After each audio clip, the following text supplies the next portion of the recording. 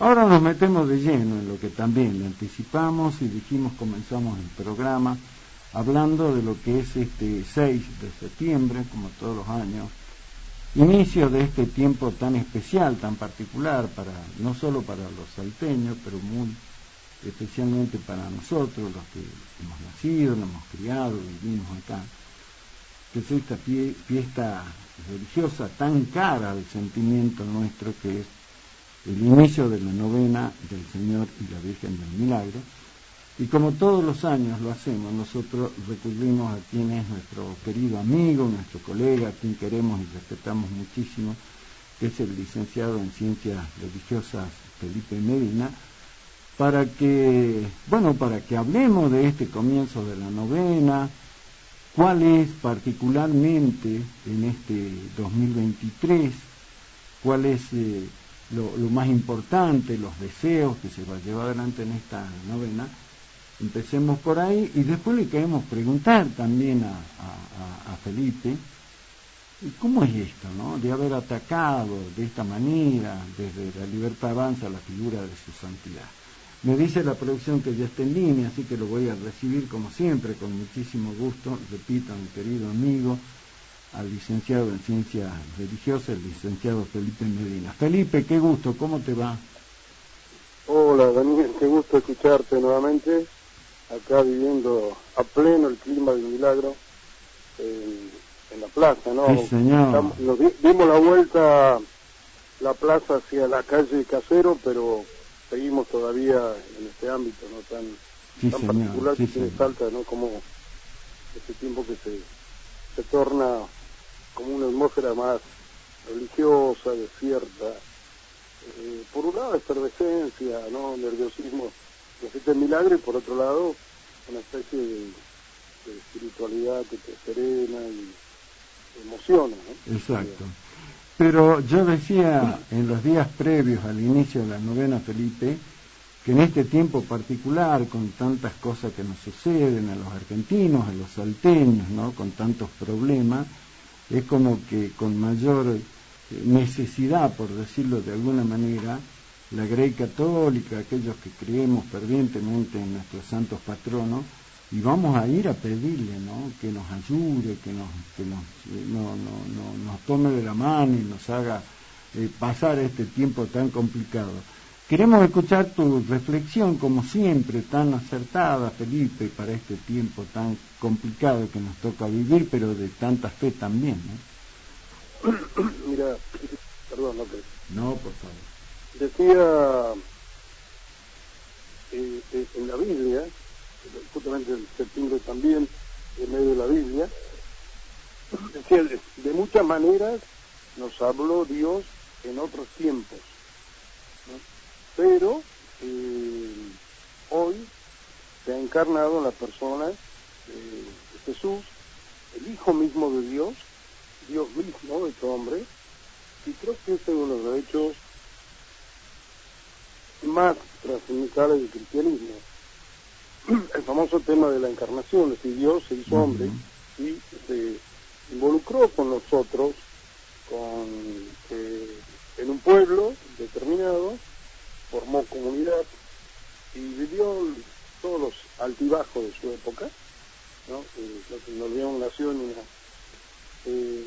Galilea, Jesús de Galilea, Jesús nació en Belén, nació en un momento de una crisis socioeconómica y política muy conflictiva, muy tensa, cuando ya el Imperio Romano se tomó posesión de toda aquella tierra, ¿no? Entonces, Dios no se encarna y como ángel, sino como hombre, se involucra en la vida de las personas, de tal manera que pasa a él a hacer respuestas. Cuando dice de muchas maneras Dios nos habló, y también de muchas maneras el hombre intentó, a lo largo de la historia, en todas las religiones primitivas, comunicarse con Dios. Están las religiones del libro, ¿no? Los grandes monoteísmos del mundo, los musulmanes, los mismos budistas, los judíos,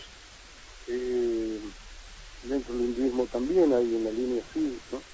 Entonces intentaban a través de ritos, de gestos, comunicarse con Dios, y de hecho, en el caso del pueblo judío, dictan una serie de normas a través de las tablas que recibe Moisés en el monte Sinaí, es justamente para regular la vida de la comunidad y generar una armonía en la convivencia y pasar de ser habitantes del mundo a ser ciudadanos de una tierra con una identidad, con un compromiso. Y este año el milagro pusieron como lema en la Iglesia Católica de Salta: el milagro renueva nuestra fe, renueva nuestro bautismo, y renacemos nuevamente a través del agua del bautismo y formamos parte de un pueblo. Y en el ámbito social, político también, dejamos de ser simples habitantes que nacimos de casualidad en un lugar determinado, a ser ciudadanos comprometidos con nuestra comunidad, y desde nuestra fe comprometidos con un espíritu solidario de preocuparnos por la vida de la otra persona, que no es solo un sujeto material, sino de todo lo que es integral, lo espiritual, lo social, lo religioso. Entonces, es interesante, hay una murga en Uruguay que dice: tantos siglos el hombre intentando hablar con Dios, puede ser que Dios no lo escuche, dice de otra manera, pero bueno, porque está muy ocupado. En realidad, Dios sí nos escuchó como humanidad y respondió con una persona, Jesús, que para nosotros se encarna la imagen del Señor del milagro, pero no para que nosotros quedemos inmóviles en su presencia, sino para que nosotros aprendamos de Él, que la vida es para servir, que la vida es para compartir, que la vida es para estar sensible al otro, como dice la Sagrada Escritura en el libro de Tobías: no le dé la espalda, no vuelque la cara, no deje de escuchar al pobre. Y hoy estamos en una situación social crítica, con un gran índice de pobreza, con un desorden financiero espantoso en el país, y al mismo tiempo con grandes expectativas políticas. Entonces yo creo que el milagro tiene que llevarnos a comprometernos de manera consciente en favor del otro, en favor del que necesita, pero ya no hablamos del que está tirado, del que de alguna manera asistimos. Hoy hay mucho tipo de pobreza, de aquel que perdió su laburo, de aquel que perdió la esperanza, de aquel que no llega a fin de mes, aquel que ve que todos los días le aumentan los precios de las cosas básicas y también los impuestos y los servicios, y no encuentra consuelo, no duerme tranquilo. Papá de familia que tiene un montón de boletas para pagar y que tiene que pensar que no llega a fin de mes, de alimentar a sus hijos, y tiene que pagar la escuela o el transporte, es un momento en que no te quita el sueño, te genera angustia, preocupación. Creo que también ahí no solamente ayudar a la gente prestando el oído, abriendo el corazón, ayudándolos a ordenar sus ideas, sus prioridades en la vida. Porque no olvidemos que venimos de este periodo de gran consumismo, donde nos creamos necesidades donde no las hay, creamos necesidades que no son tales, entonces nada nos alcanza, y eso genera tristeza, desesperanza, preocupación y esta violencia, ¿no? Violencia familiar, violencia en la sociedad, que la vemos a diario. Y en esto yo siempre siento como hacemos que se me oculta los medios de comunicación, porque un día veo algunos canales nacionales que se convierten en una escuela de delitos, porque hasta te enseñan cómo roban, cómo se asalta, en vez de notar la noticia y buscar una perspectiva de esperanza hacia adelante, ¿no? Creo que tenemos muchas cosas muy desorganizadas a nivel social, y el milagro ojalá que sea un tiempo para Salta, que nos asentemos un poco y que no sea una repetición de ritos, de clásicos. Ya cumplimos hasta la novena, cumplimos con la lectura de la novenita, venimos con la peregrinación, y mucho sacrificio, pero hay el otro sacrificio cotidiano del hermano que te pide, que le ponga la oreja, que pongas el corazón, que trates de crear y de pensar, eso también para el ámbito dirigencial. Imaginen cómo sacar esta ciudad, esta provincia adelante, en medio de tantas, tantos ramos, entreveros que tenemos en el ámbito político-social y sobre todo en el ámbito financiero de nuestra patria.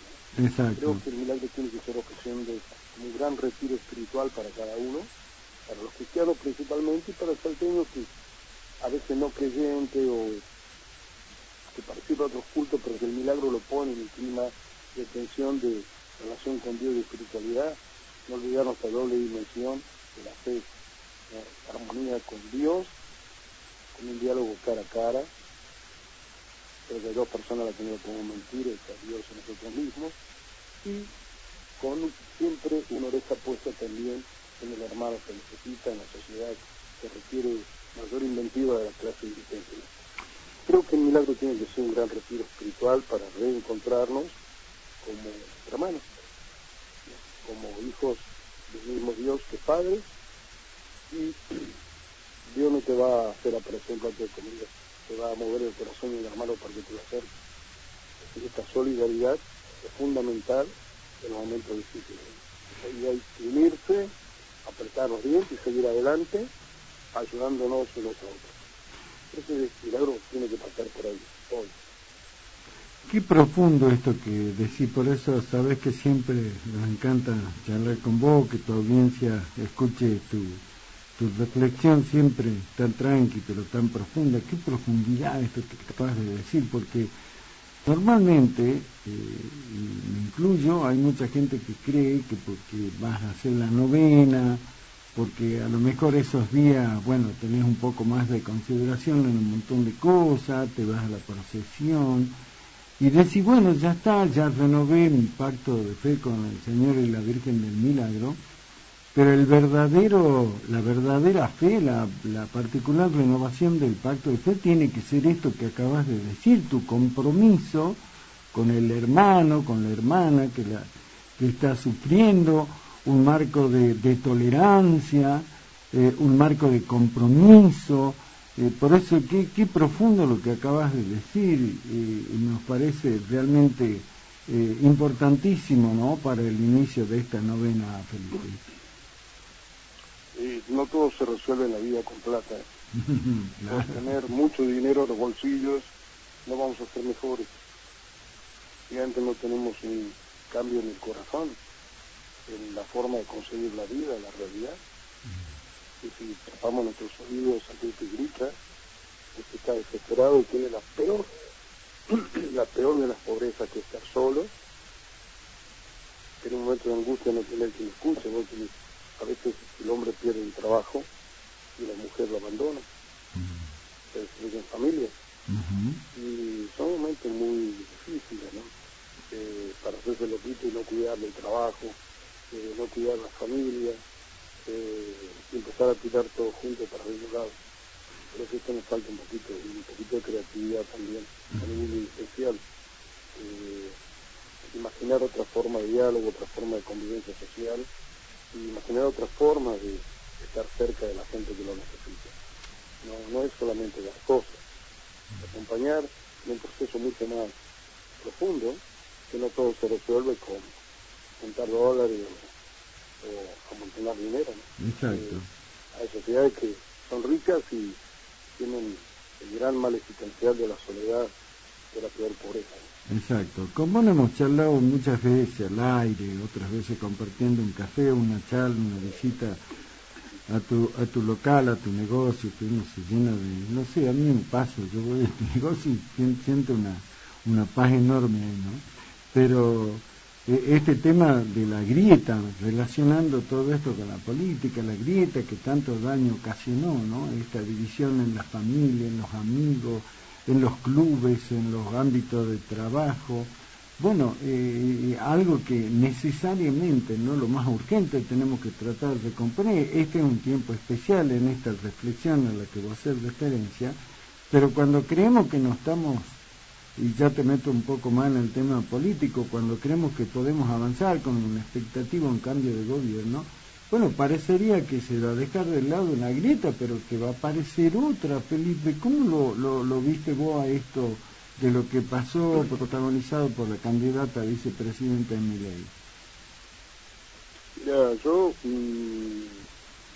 creo, a mí me preocupa un poco todo esto porque también en una época de un solo lado se fogoneó, ¿no? Una actitud, se fogoneó una actitud, una línea, como que existió todo, y después vemos si hubo desproporción, la represión que usó el aparato del Estado para reprimir, pero también hubo un proceso de enfrentamiento en sectores de parte de los movimientos sociales, que después se convirtieron en movimientos guerrilleros en esta época, ¿no? Con Lerto, Montonero, sí. Pero y el aparato del Estado que utilizó el ejército, más la orden dada por la presidenta Isabel Martínez Perón cuando mandó a aniquilar. Aniquilar, esa fue la palabra, aniquilar, ¿no? Que muchos se olvidan. Aniquilar la subversión. Exacto, esa fue la palabra. Yo viví en uno de los lugares donde fue muy duro, que es Tucumán, ¿no? En ese periodo era chico, pero en ese momento las expectativas eran muy grandes, se prometía mucho, la expectativa también de la gente con el retorno de Perón fue impresionante porque pensábamos que era la solución. Yo nací en el 60, pero teníamos siempre esta cosa de que ha sido la gran respuesta. Yo creo que hay muchas cosas positivas y todos los movimientos, tanto el peronismo, el radicalismo, los movimientos sociales, en una época de liberalismo, el socialismo, todos tienen luces y sombras, aspectos positivos y negativos.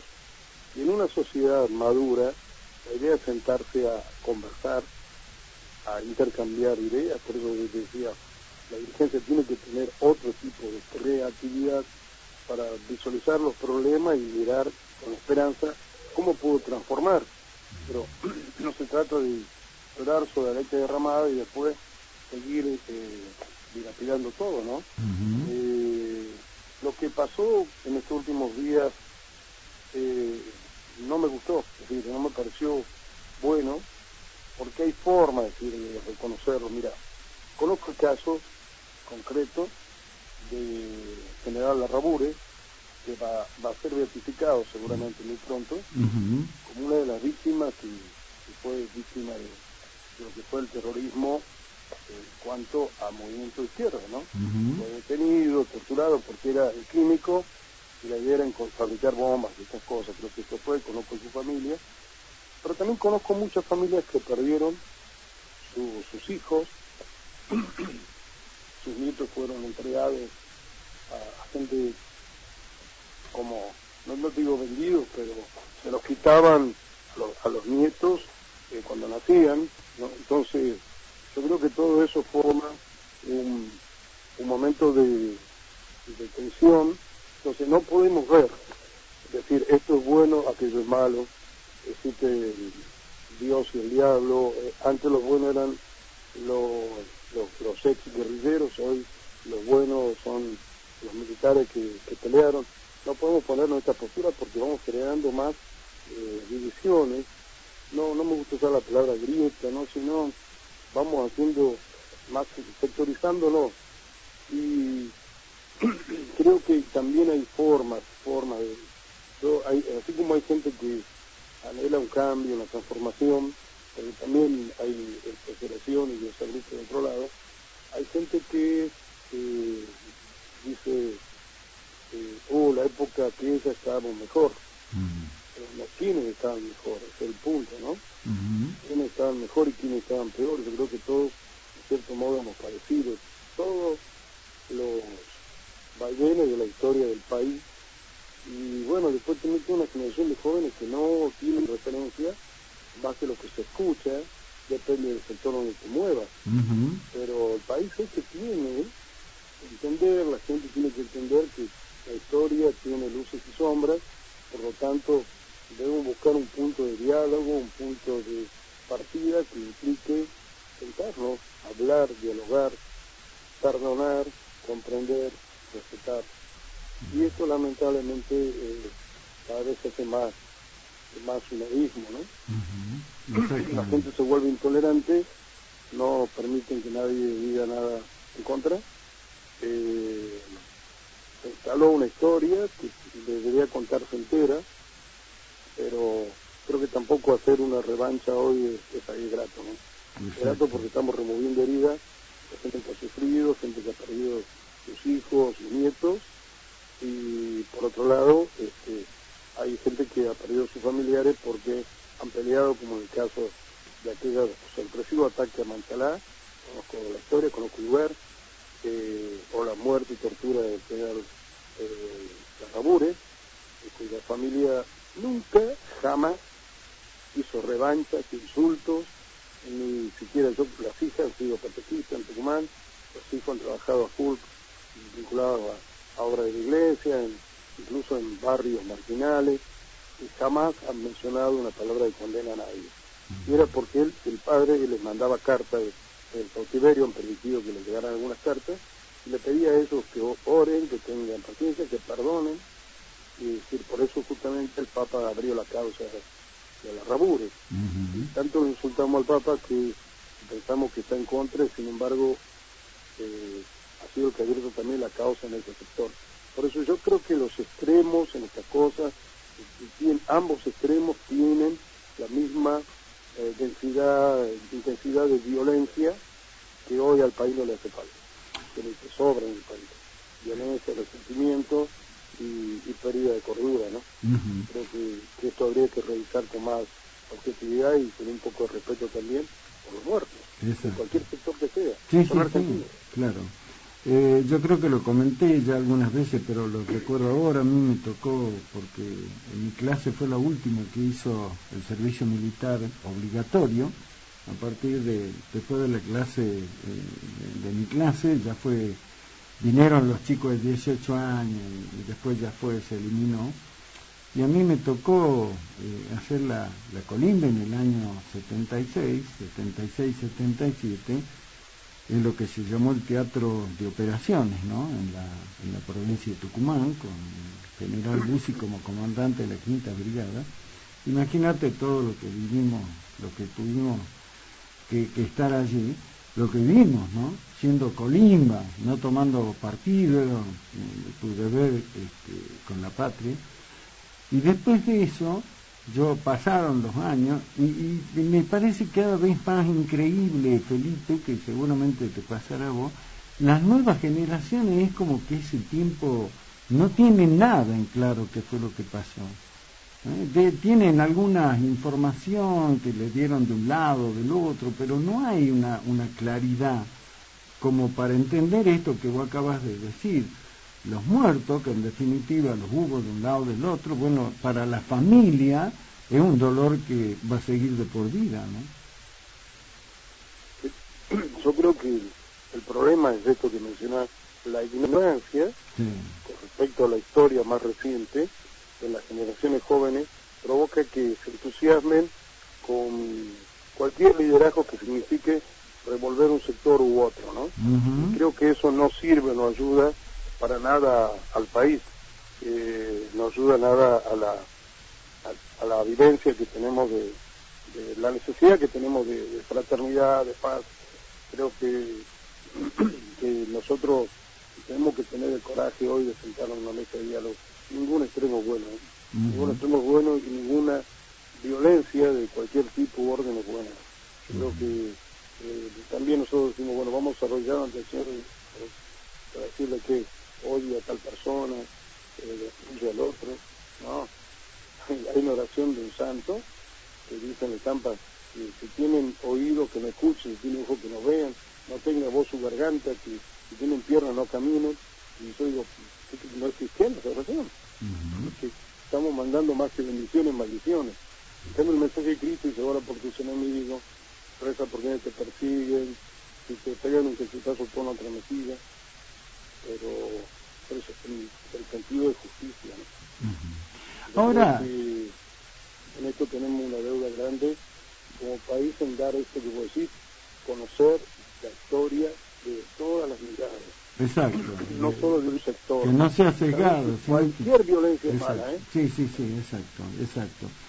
Ahora, hablando de violencia, y al menos a mí, mira que tengo 37 años de periodista, Felipe, periodista político, bueno, vos me conocés personalmente, yo también a vos, me sorprendió, si cabe que algo a esta altura del partido te sorprenda, pero me pareció algo que no lo termino de entender, a este ataque de la de Milei particularmente hacia la figura del Papa Francisco, con palabras como esta, que la verdad que yo dije, ¿de dónde lo sacó? El Papa es un jesuita que promueve el comunismo. Es un personaje impresentable y nefasto, y fue más allá diciendo que es el representante del maligno en la tierra. Y la verdad que me pareció de una irracionalidad, de una locura total, y me llegué a preguntar, che, ¿este tipo le está subiendo agua al tanque o no? ¿Cómo lo tomaste vos a esto, Felipe? Mira, yo lo encontré en un TikTok, estos gritos que pegaba desaforado, y claro, siempre me este que estuvo fumando, ¿no? Porque yo te iba a ver... Está fumando de la mano. Puede estar en desacuerdo con el Papa, puede estar en desacuerdo con el Dalai Lama, con cualquier líder religioso a nivel mundial, pero no puedo descalificar de esa manera tan inconsciente, tan agresiva, y sin perturbarse. Yo sé que ahora dijo, sí, lo voy a respetar como jefe de Estado, ¿no? Pero yo a veces pienso que él ha sondeado el ánimo de la gente, y como acá, en la época de Macri, para decir nombrar en concreto, y posteriormente, y antes en la época de Kirchner, hizo campañas muy fuertes contra Bergoglio. No se olviden que hubo un carpetazo que le querían poner del gobierno, cuando iba a ser, fue al cónclave para la elección de Papa, creo que fue página 12, fue Berbici, mandaron, y hasta la misma, la mujer que era de la madre de Plaza de Mayo, habló peste y todo más. Después tuvieron que ir a pedir perdón, después estuvieron buscando reconciliación, y el Papa, como es imperturbable en eso, los perdona. Ahora, hablar de que el Papa promueve el comunismo es una ignorancia absoluta, incluso de lo que es el comunismo, y el comunismo hoy como sistema, así como sistema liberal, son grandes sistemas del siglo XX que fracasaron. Hablo del liberalismo, también de aquel liberalismo que pone como eje de la sociedad el capital, donde el hombre es una pobre máquina de generar recursos. El hombre debe, es cierto que el trabajo es digno, el Papa promueve que el trabajo digno, en la Argentina tenemos un montón de leyes laborales que se debe respetar, más allá de las corrupciones de sectores sindicales que los conocemos, ya no son ajenos, más allá de la corrupción de sectores políticos, hay leyes laborales que deben respetarse, y en una estructura de liberalismo absoluto, eso como que no existe, el derecho de la persona, la vocación de servicio social, de cuidado del otro. Esto me preocupa, ¿no? Lo que dijo en ese momento creo que es parte más de una campaña que tiene que ver con, a ver, ¿qué le gusta a la gente que diga, no? Bueno, vamos a hablar mal del Papa, y sí, es un viejo de miércoles que hace esto, hace aquello, es un comunista. No, el Papa no es nada de eso. El Papa no es nada de eso. Dice, a mí, y hay gente católica que va a misa común, y simplemente está haciendo la novena, y dice, a mí el Papa no me representa. Yo le digo, a mí tampoco me representa. Representa a Cristo en la tierra, es el que representa al sucesor de Pedro, donde se funda la iglesia, y el Papa tiene intención de limpiar la iglesia de adentro, y esto molestó, porque tocó sectores de poder muy fuertes. Entonces generaron un ambiente anti-Bergoglio, anti-Francisco, muy duro e ignorante, porque nadie conoce el pensamiento real del Papa. Hay gente que habla a boca de jarro y no lo ha leído nunca en documentos, he escuchado una homilía. El Papa no es que se perturbe, porque un montón de argentinos hablan peste, sigue predicando, y a nivel mundial sigue siendo uno de los líderes más importantes y más creíbles, y es el jefe de la Iglesia Católica de 1.600 millones de católicos. Ahora, yo no creo en una religión, si mi única religión es el dinero, pero no tengo por qué atacar al resto, ¿no? Yo creo que eso sí, a mí me cuesta entenderlo. Yo veo que la gente se ha entusiasmado mucho con este candidato, pero me cuesta entender estas posturas a rajatabla.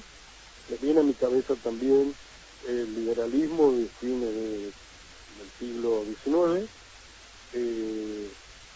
que era mucho más solidario, ¿no? Vos tenés la estructura de los ingenios azucareros, que conoce Tucumán, estudió allá, que los ingenios azucareros eran verdaderos feudos, era un sistema liberal, el obrero era parte del engranaje de la fábrica, producción, pero los grandes empresarios tenían, en los ingenios había escuelas para los hijos de los obreros, había hospitales, proveedurías, clubes sociales, es decir, tenía una proyección social de la empresa, aún con un sistema liberal, y muchos de ellos promovieron la educación de la gente, y Sarmiento fue que promovió una educación gratuita, más allá de que estemos de acuerdo no con algunos sí, por supuesto, no, claro, pero promovió la educación para elevar el nivel de este pueblo, y creo que esto es un poco lo que me preocupa, digamos. Yo a veces pienso, yo tengo amigos que son candidatos, los respeto, y creo que son personas muy inteligentes, pero una golondrina no hace verano. Este país es muy grande, no se puede pensar solo desde el porteño clase media, hay que pensar en todo un país, tiene facetas enormes de culturas, de historia. El norte es un acervo de historia y construcción de la patria, ¿no? De la época de la guerra de independencia, de la declaración de la independencia, de las rebeliones, y Buenos Aires se forma después, hay otros bastiones de gente que viene también con otra forma de pensar. Entonces yo tengo que pensar el país de punto, a lo largo y a lo ancho, desde la Quiaca a Tierra del Fuego, desde el límite con Chile, de Mendoza hasta todo el Río de la Plata, todo el litoral.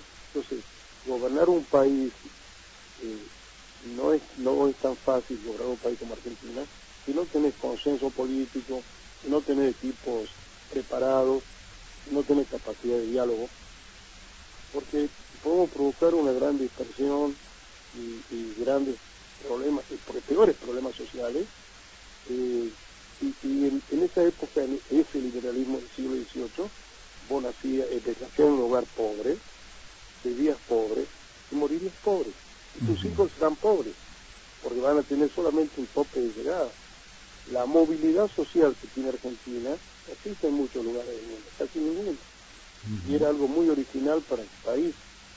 La famosa frase, mi hijo el doctor, ¿no? Claro. Yo me sacrifiqué, hago estudiar a mis hijos, promuevo socialmente a mis hijos, después mis nietos, y esto con una postura a rajatabla donde el único es la producción y la plata, fíjate. Esa es mi preocupación, ¿no? No, a veces no la quiero decir públicamente, pero es mi preocupación. Yo creo que con el carisma que tiene este candidato que insultó al Papa y con esta especie de seducción que tiene por todos los sectores jóvenes, con un equipo eficiente puede hacer maravillas, pero también puede hacer mucho daño si no trabaja con un equipo eficiente, y si volvemos a crear de una casta pasamos a otra casta. Exactamente. Esa es mi preocupación, ¿no? No estoy ni a favor ni en contra. Pienso que la gente tiene derecho a elegir, tiene derecho a dar nuevas oportunidades. Por ahí este voto bronca ha sido una expresión de enojo con la clase política, y ya te digo, él ha tocado todas las fibras de una sociedad donde iban a sonar fuertes sus palabras, contra el Papa, contra un sector político, contra otro sector político, la descalificación de la gente. Pero eso no alcanza para gobernar, falta más propuestas positivas, y empezar a resolver en concreto, que asume, ¿no es cierto?, con equipo de gente que tenga sentido de patria, que tenga identidad argentina, que eso también nos falta a nosotros los argentinos, ¿no? Yo detesto, perdón porque son las palabras más torpes, pero esta gente que dice, qué país de mierda. No es un país de mierda, pero nosotros somos los que lo hicimos aquí, nosotros somos los que podemos transformarlo y mejorarlo. Ahora, ¿con quién? Dios dirá, la gente tendrá que pensar su voto, y lo que elija la gente, porque el poder está en el pueblo, es bueno, y habrá que acompañar. Pero vos sabés que es fundamental generar de nuevo una mesa de diálogo en el país. Vos sabés que recién le adelantaba a la audiencia, y te lo comento también a vos, hoy Felipe se conoció una encuesta más, de las que están saliendo, ¿no? Mirando a la elección del 22 de octubre, apuntando a las generales, después de lo que fueron las primarias, y la encuestista de la consultora se ve que yo le cuento a la audiencia, una consultora por lo menos seria, puede acertar o verdad, pero una consultora seria porque tiene trabajo de hace muchos años, y adelanta, Felipe, y te lo comento, que de las 24 provincias de la Argentina, Milei ganaría en 16, Massa en 5 y Bullrich en 3. Y escuchando atentamente, como siempre, esto que vos reflexionás, ¿no? Digo, bueno, pero ¿a dónde está esto de que Milei vuelva a ganar como en las PASO en 16 provincias? Vos hablabas recién, ¿no?, el tema del voto bronca, y hablabas de la responsabilidad cívica que hay que tener. ¿A dónde puede estar una explicación para que, si esto finalmente se concreta, que ya pasó en las primarias, bueno, tengamos ese resultado electoral? ¿A qué crees vos que se debe esto, Felipe? Lo que pasa es que, a ver, yo creo que todos tenemos un cierto fastidio. Yo me voté a la mañana del domingo y me tuve que ir a Tarija porque teníamos una conferencia con la Universidad Católica de Bolivia, ¿no? Y cuando volví, venía en el camino y ya teníamos, al día lunes amanecimos con un 20% de evaluación, que terminó siendo más, y todo este caos que se armó en el país. Vos vas a un supermercado, quiero comprar 2 cajas de arroz, no me hice una por familia, digo, esto es un sistema espantoso, ¿no? Y yo creo que las cosas no han mejorado. Muchas de la violencia que vemos en las calles, promocionada por los medios, que son medios cómplices algunos, porque hay violencia que estuvo siempre, recién ahora la ponen en la luz para generar más caos. Creo que eso no está bueno, y creo que la gente depende mucho a veces de cómo se digan las cosas. No escucho a ningún sector político de hablar, de sentarse, de dialogar, escucho solamente el discurso de descalificaciones a nivel institucional, a niveles partidarios, cuando nosotros necesitamos en este momento escuchar de un candidato propuestas reales, ¿no? Reales.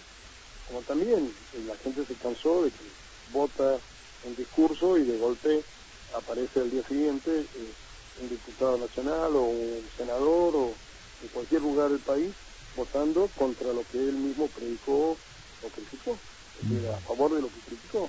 Entonces, esta es la preocupación, digamos, que me genera en este momento político. Yo creo que la gente tiene que pensar, repensar y escuchar la parte positiva, a ver qué me propone tal candidato, tal candidata, qué es lo que pretende hacer con nosotros. Y sí, también me acuerdo que Menem ganó con un discurso. Claro. Al día siguiente cambió el discurso. Revolución productiva y salariazo, ¿te acordás que decía, no? Sí. Yo trabajé en la época de gobierno Menem, no lo voy a negar, y la verdad que a muchos, como esa época lo veíamos como un ídolo, porque la verdad que empezó el voto cuota, claro, el 1 a 1, sí, que era tan real, pero para muchos que tuvieron la posibilidad de juntar algo, viajaron, cosas que no hubiesen hecho nunca. Y a veces pienso también, a veces un discurso para encantar a la gente, para seducir, y después hay una práctica que tiene que ver después de ejecutar o concretar. Ya te digo, es un país muy disímil, de muchas diferencias profundas, culturales, sociales, económicas, políticas, hasta de formación intelectual. Y no es que sea mejor, de paso quiero decir que repudio totalmente lo dicho de unos periodistas nacionales cuando criticaron a Antonio Cobre, es decir, No, sí. Yo siempre me peleaba con mi suegro que era porteño, que me decía, y ustedes del norte no saben votar. Claro, claro, sí, lo que dijo la nata cayó en una descalificación absurda, ¿no? No, eso lo descalificó a él automáticamente, ¿no? Yo creo que eso es un problema también, que tenemos un país que se cree mejor, o superior, y otros como que debemos quedarnos callados. Y creo que no es así. Creo que es el momento de participación activa de la gente, ¿no? También sé por otra gente que dice, yo voté, pero muy humilde, pero me dijeron del movimiento que teníamos que cortar tal o cual. Estas cosas, y yo creo que eso tiene que terminarse en este país. La gente tiene que saber que el voto es una herramienta personal, el mejor ejercicio de la libertad. Voto a mí se me antoja. ¿Por qué? Se me antojó. Nada más. Hay otra razón sobrenatural, porque lo pensé, al cristiano porque lo recé, porque quiénes son las consecuencias de lo que va a venir. Así, yo creo que esto es fundamental a la hora de votar. Y si mañana los resultados son, como usted decía, estos porcentajes de provincia, y bueno, habrá que seguir caminando con lo que tenemos y y tratar de que la gente haga las cosas bien y esperar otra elección para decirle, bueno, sí, no me gustó, voto de nuevo, no voto. Creo que es tiempo de que el tiempo tiene que ser de silencio, de reflexión y dejar de tirar tantos mensajes. Me molesta mucho la agresión que veo en los partidos, en los candidatos, las descalificaciones personales. Eso no ayuda para nada. Y ojalá un día se pudieran sentar sin discutir, decir, bueno, mi aporte es este, positivo, mi propuesta es esta, y bueno, cada uno después decidirá. Pero creo que el pueblo es soberano, y la suprema ley, como dice el juez de derecho canónico en el último canon, salus populi y suprema ley. La salud del pueblo, la salvación del pueblo es la ley suprema. Y creo que el pueblo es soberano y puede elegir de manera consciente, pero tenemos que ayudar desde los medios, porque los medios tienen una incidencia a nivel de conciencia popular muy fuerte. Necesitamos un tiempo de diálogo, tiempo de consenso y el tiempo de bajar los niveles de agresión y violencia. Exactamente. Felipe, como siempre, un gusto enorme compartir con vos, seguramente aprovechando estos días que vienen de lo que es el tiempo del trivio y todo lo demás, donde nosotros, como todos los años, paramos con el programa, nos parece que es un hecho de respeto, ¿no? El tiempo para parar con el tema de la política. Así que será motivo con el tiempito que nos quede para como siempre, ir a buscarte a tu negocio, ir a tomar un café y seguir esta charla que siempre es tan pero tan importante. Así que, como todos los años, te agradezco, mi querido amigo. Te agradezco y nos estaremos reencontrando. Daniel, y feliz milagro. Antes quiero decirte algo. Sí.